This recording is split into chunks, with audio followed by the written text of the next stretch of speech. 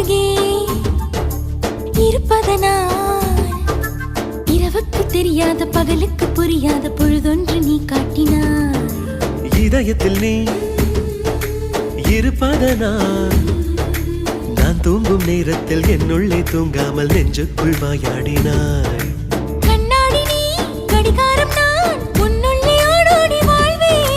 காதல் எனும் கடுதாசி நீ என்றென்றும் அன்புடன் நான்